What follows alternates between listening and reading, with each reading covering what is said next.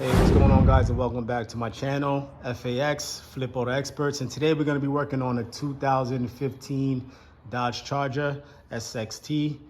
So what we're going to be doing on this car today, we're going to be servicing the transmission fluid by way of dropping down the transmission oil pan and replacing the gasket as well as the filter. This is a 3.6 motor on this 2015 Dodge Charger. So without further ado, we're going to get right into it. All right, guys, so we're underneath the 2015 Dodge Charger.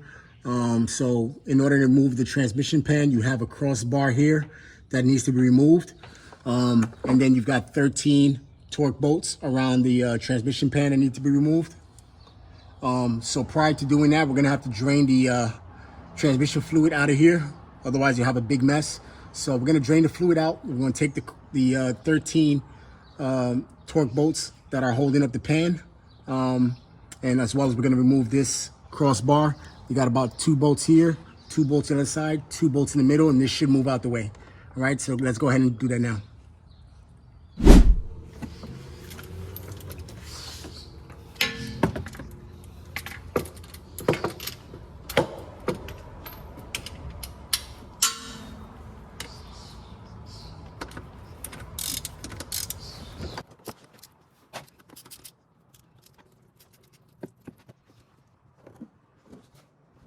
All right, so now we got the transmission fluid dripping, pretty much drained out. We're gonna go ahead and close this drain plug. And so notice the drain plug also is not all the way out. It's just kind of backed out to drain out. You don't have to pull it all the way out. There may not even be the option to pull it all the way out. There may or may not be, but it started pouring out once I turned it about 3 or 4 turns, started pouring out pretty good. So I left it alone as is. I'm gonna go ahead and tighten this up. And then we're going to continue to take off the crossbar and again the 13 torque bolts. Let me find out what size these torque bolts are going to be. They're going to be a size, it's too big. So it's going to be a T40 on the torque bolts. So we're going to go ahead and remove the crossbar and remove the 13 bolts on the trans pan.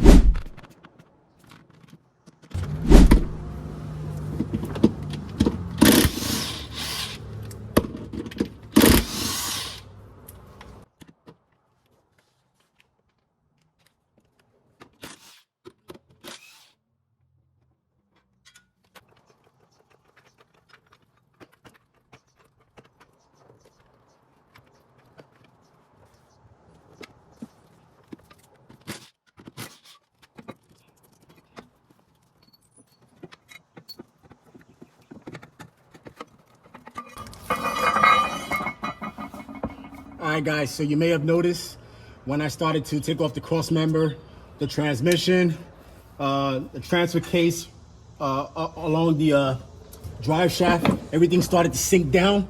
So of course it's supported. There's a mount that's supported on the on that crossbar. So I started to support the transfer case that's behind the transmission. So definitely want to do that.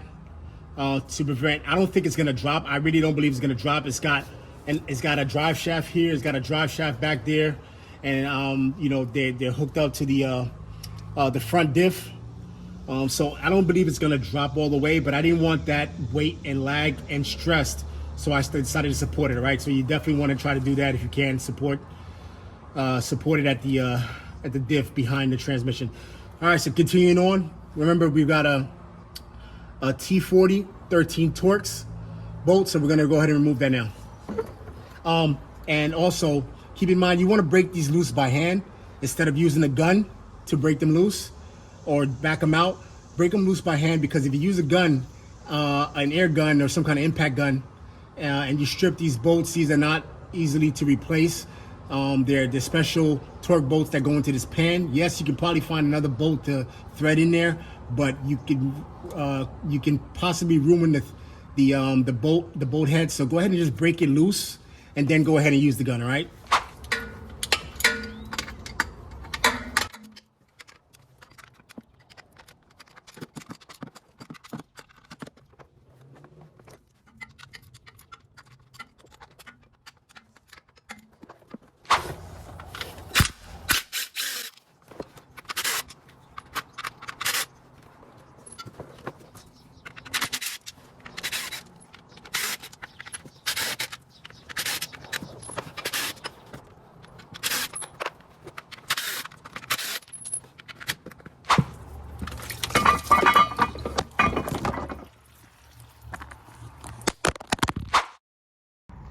probably no need to explain. You probably saw it all.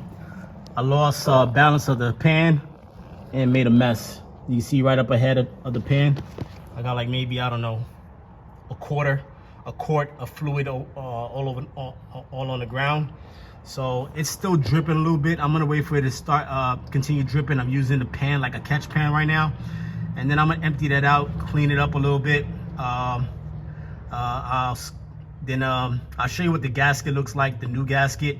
And the filter is actually sitting in there right now. I'll show you what that looks like.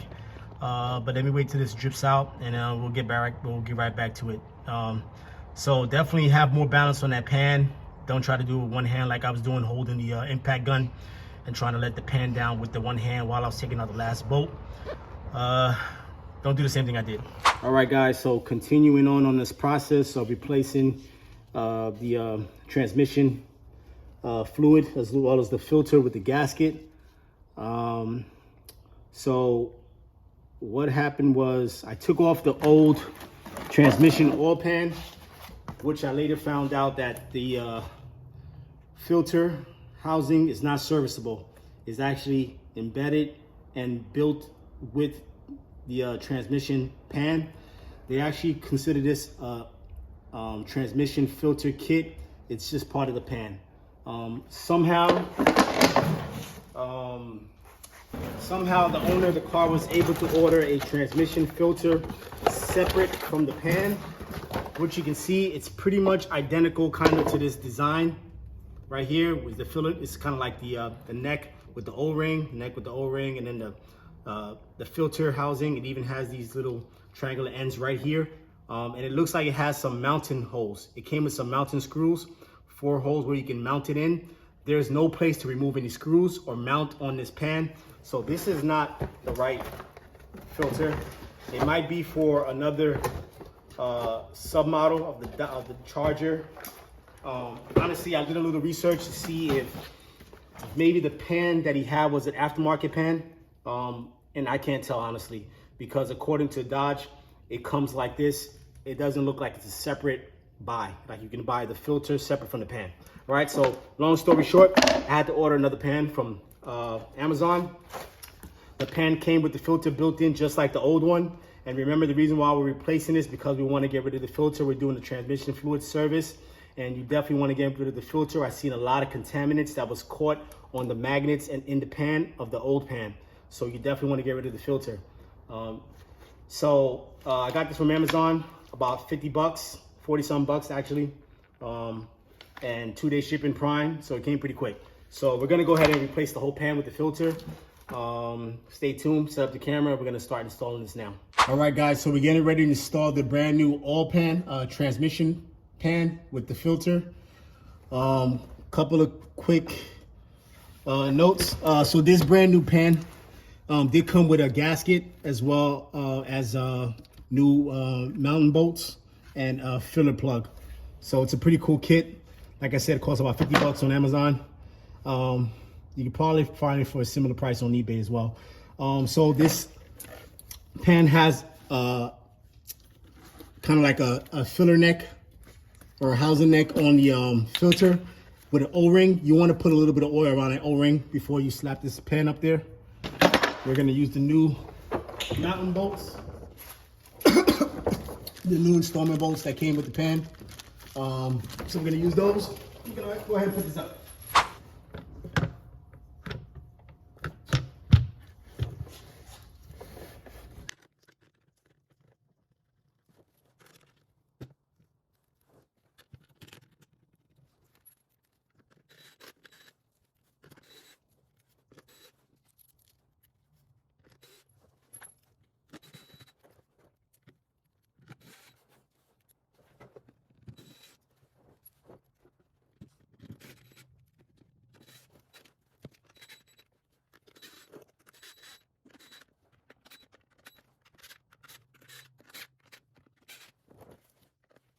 Got it all bolted on. One thing you definitely want to do, you want to double check the drain plug. It came from straight from the warehouse like this, so you want to make sure this is nice and tight and secured. Once you got that secured, we're gonna fill it up with a pump on the passenger side towards the back of the pan. Passenger side towards the back of the pan, there is a filler plug right over here. So we're gonna pop this filler plug off and we're gonna fill it in right through there. It's about maybe 8mm Allen key head. So we're gonna get that off. Don't quote me, I think it's 8mm. I'll let you know for sure. We gotta get that off, and that's where we're gonna fill the fluid in from. We're gonna use a pump to pump that fluid in there. There is no dipstick on these all-wheel drive 3.6 transmissions. So there is no dipstick at the hood, underneath the hood. So we got to get the fluid in through here, right?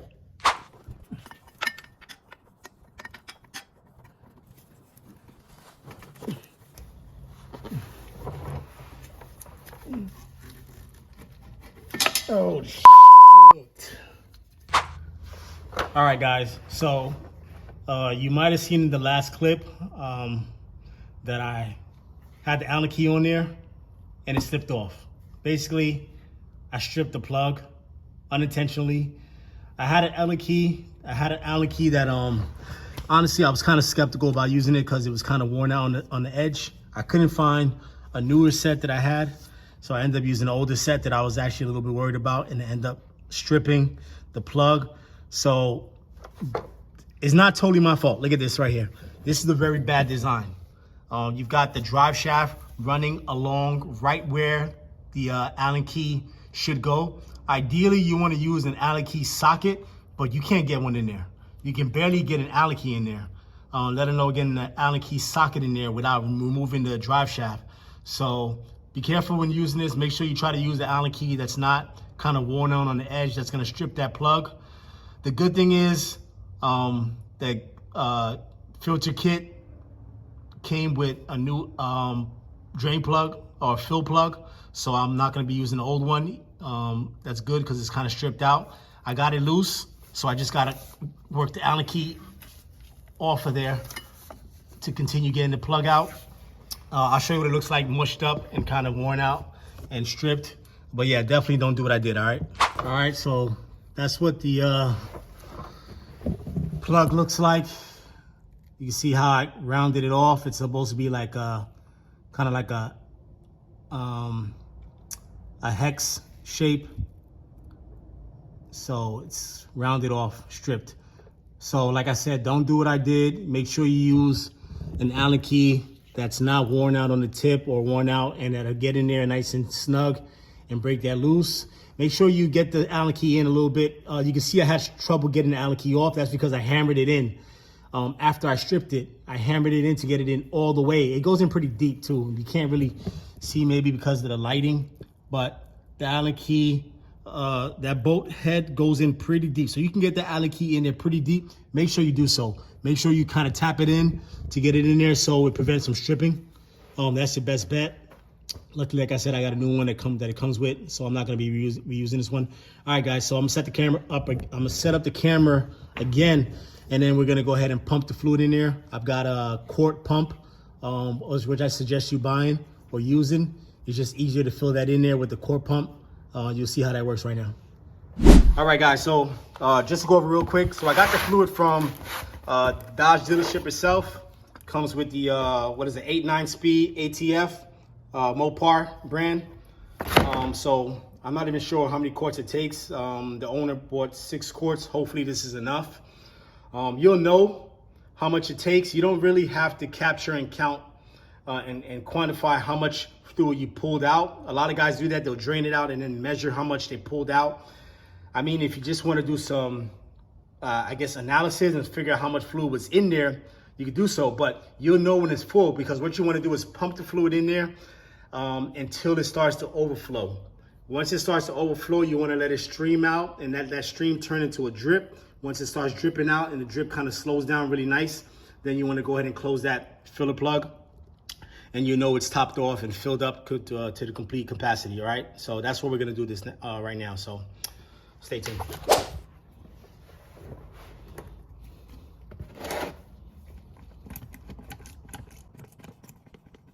right, so it's already starting to stream out.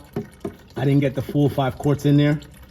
And definitely keep in mind that we watched a lot of the fluid stream out, and the amount of fluid that streamed out was probably a third of a quart in total. So you can't even count that as part of the fill. So roughly about maybe 4.7 or so that's in there right now, something like that. And I believe that's gonna be it.